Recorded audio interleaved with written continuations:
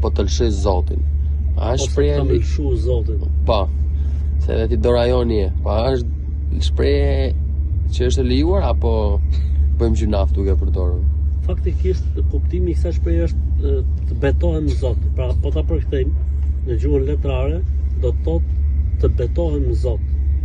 Të betohem në Zot. Do të thonë, si më thonë, sistemin e pash Zotin, ëh?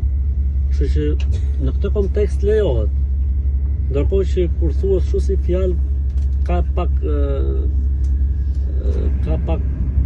si negativitet shpejt ka lëshu Zotin, po faktikisht kuptimi i saj është të betohem ty në Zot.